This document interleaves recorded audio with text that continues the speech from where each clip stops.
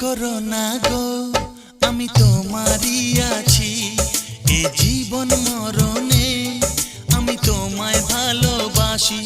আমি তোমার ছায়া হয়ে